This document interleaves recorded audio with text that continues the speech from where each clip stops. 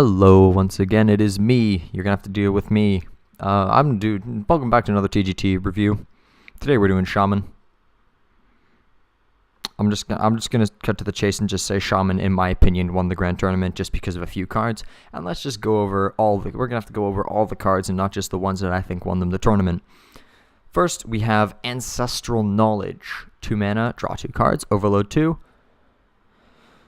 Okay, 2 mana Arcane Intellect.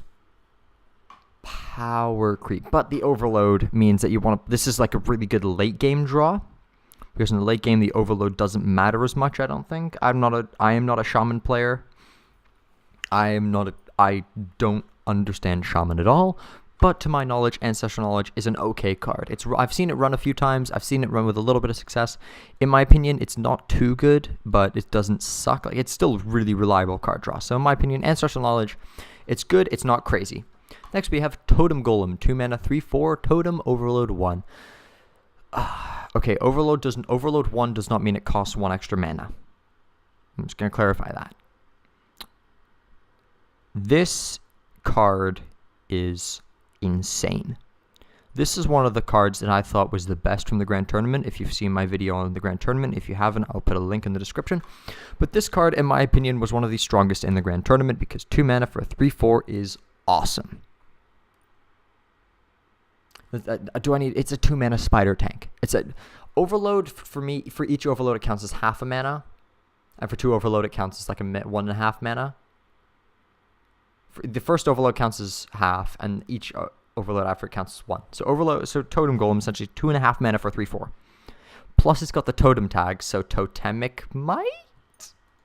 I've actually seen Totemic Might run. It actually works surprisingly well. So Totem Golem, pretty damn good. Like, really, really good. Elemental Destruction, 3 mana, 4/5 damage to 3 mana, deal 4 to 5 damage to all minions, overload 5. Now, I haven't used this yet. I have not played with this card because I haven't had the pleasure of unpacking this thing. I want golden ones. Hope you're listening, Blizzard. But I want to know if you play it on 3 and then on 4 you lose 4 of the overload things, then on turn 5 you'd still only have 4 mana. I think that's how it works, but it's cool. 4 to 5 damage to all minions for 3 mana is 3 mana for a flame strike on everything. Because of the way I cost it, it's 7.5 mana. The same way Lightning Storm is 4.5 mana. It costs half a mana extra over Consecrate because there's that chance of dealing more damage. But Elemental Destruction, it's Flame Strike, so it's 4 to 5 damage to all minions, overload 5. So that's 7.5 mana. And so it's essentially supposed to be a strictly better Flame Strike. But because you could play it much earlier, you could play it on like turn 3. You could play it turn 3 if you want. It has to do all minions, because if it was just enemy minions, it would be broken. Every Shaman would run Elemental Destruction, 2 Elemental Destruction, 2 Lava Shock, because Lava Shock would get rid of that overload. So Elemental Destruction is pretty damn cool. Awesome card. Has a really cool animation too. So if you want to play Shaman, I would don't craft it. Wait till you unpack one. But it's pretty. In my opinion, it's a good, solid board clear. It's the board clear Shaman needed, because right now, up until now, they just had Lightning Storm, and Lightning Storm didn't do enough. So in my opinion, Elemental Destruction, good. Healing Wave. I think that says all that needs to be said about Healing Wave. Actually, no, it doesn't. I'm going to say what needs to be said about Healing Wave. This card is awesome. 3 mana, restore 7 health. Well, you're thinking to yourself, well, that's just a strictly worse healing touch for Druid. Why would you run that? Reveal a minion in each deck. If yours costs more, restore 14 instead. If you win the joust, you restore 14 health. That's almost half your health. Imagine running 2 of these in your deck. That's 28 healing. Screw aggro. Healing Wave is awesome. This is the card Shaman needed. Shaman had no reliable class heal, no reliable AoE, and I don't think there was too much card draw. So reliable card draw, reliable AoE, reliable class healing. Bam! Shaman is now one of the top classes in my opinion because of this set of cards. Next up, we have the Tusker Totemic 3 mana Battlecry summon and a random totem that includes this guy, Totem Golem. You can get Mana Tide Totem. You can get Vitality Totem. You get Flame Tongue. You can get any of the totems you summon, the 4 totems you summon from your hero power. So that's 8 totems you could get. So the best case scenario, you get a totem golem. The good scenarios are you get Mana Tide, which will draw you a card, or you'll get what's the other one? Flame Tongue's really good because you'll end up buffing Tuskar and any other minions you have on the board at the time. You could get a Vitality Totem if you have taken damage. Vitality Totem's pretty sick. If you get a Healing Totem or like a Taunt Totem when you need it, is pretty good, like a Clutch Taunt Totem. The Spell Power Totem can help out a lot. The least useful one, in my opinion, is the 1/1 Totem or the 0 or the Healing. In my opinion, the least useful are those two, but what do I know?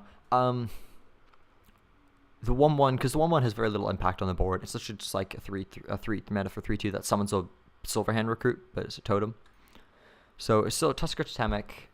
It's really, really good because half the time, well, no, 5. I think it's if I did that right, it should be 5 out of the 8 possibilities.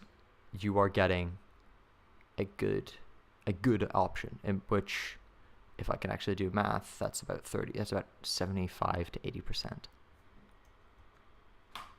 Not bad. Turns out it's not actually that bad.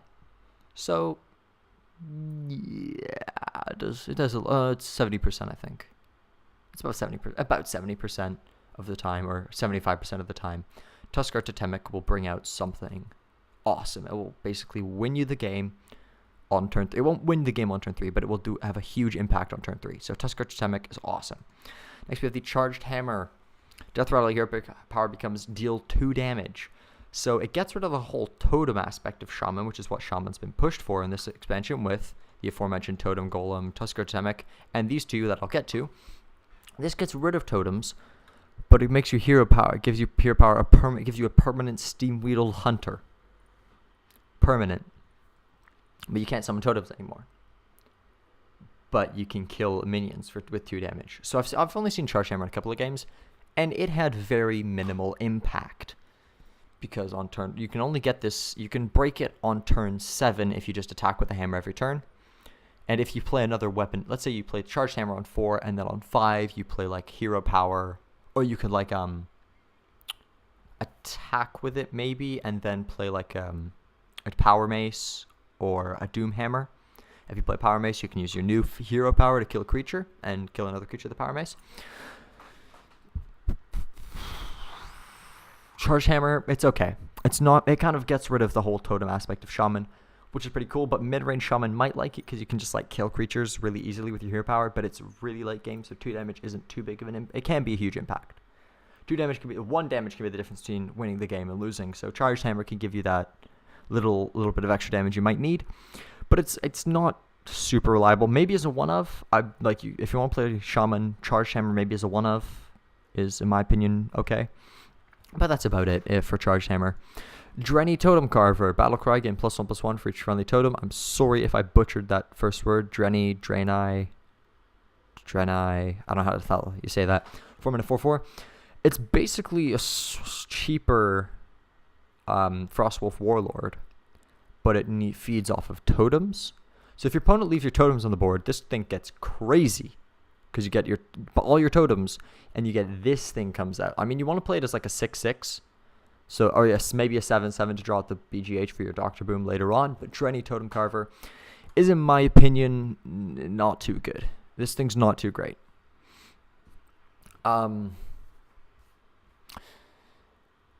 Because you need to have totems, and totems are very weak, you're generally going to spend your first 3 turns, maybe coin out a totem, turn 2 totem, turn 3 totem.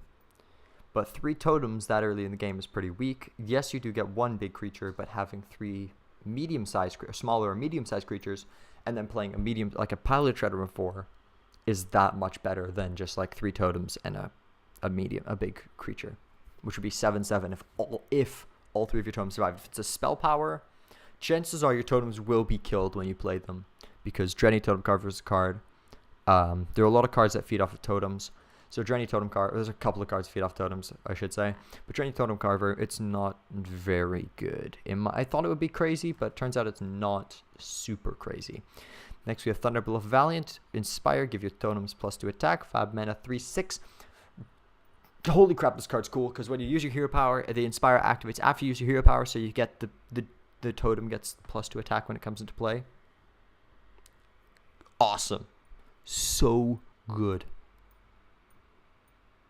It's what? So imagine you've got like you got a board full of totems. Your opponents just kind of left them up because like crappy totems can't do anything. You got 5 totems on board, and you play Thunder, or like you've played a Fencing Master earlier in the game. This is the dream. You've got 4 totems on board. You've played a Fencing Master earlier in the game. You played double Thunder Bluff and hero power. All your totems will get +4 attack. That's a double Savage Roar permanently. You can clear their board with four things. I mean, you got 4 totems that can attack, and now every turn you can just give all your remaining totems +4 attack.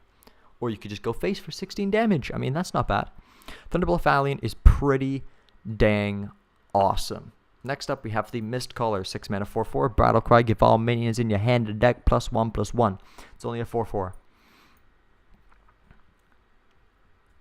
If you've seen the video by Kriparian on how this thing being called the Legendary Trap, how it looks really cool, it's a class legendary with a really cool effect. He's basically, I'll put a link to the video in the description. That basically sums up what I have to say about the Misscaller. It looks awesome, but in actual usefulness, it's not useful. It's not very practical. Like +1/+1, yeah, all your minions are buffed, but you lose board on. Like, it's one of those minions. It's one of those win more cards. Like if you're already winning, you play Misscaller. Well, you're good. You're just gonna win you're just gonna win a little bit quicker. If you're behind on board, you play Misscaller. You get a 4/4. Sure, all the rest of your minions are gonna be much more high value. But you've lost the board, and if you've lost the board, they can deal with those higher value minions while strengthening their own board. So Misscaller, because he loses you the board, if he was a 5/5, the same way Thorson's effect has such a huge impact on the game. Thorson's effect is the difference between OTK and losing. Mistcaller's effect is kind of similar. It's the difference between, it gives you high value minions. I compare it to Thorson. If it was a 5/5 or a 4/5 or not a 5/6 but 5/5, 5/5 in my opinion is acceptable for Misscaller, then he would be awesome. He would be crazy powerful. He would be great. At least if he was a 5/5, people would probably try him. Might not be useful because of his effect and the minimal impact it has. But the way Thorson loses you board if you play a 5/5 on 6, but you do get the rest of your cards get higher value. The same thing would happen with Misscaller, but because he's a 4/4, that's 1 less health, so that 1 less health makes him that much easier to deal with, and he also doesn't kill as much stuff as Thorson. Like he doesn't deal with Thorson. So Misscaller is not too good. He's not very good in my opinion. But that is it for the Shaman. That's all I'm going to say about Shaman. Thank you very much everyone for watching, and I will see you all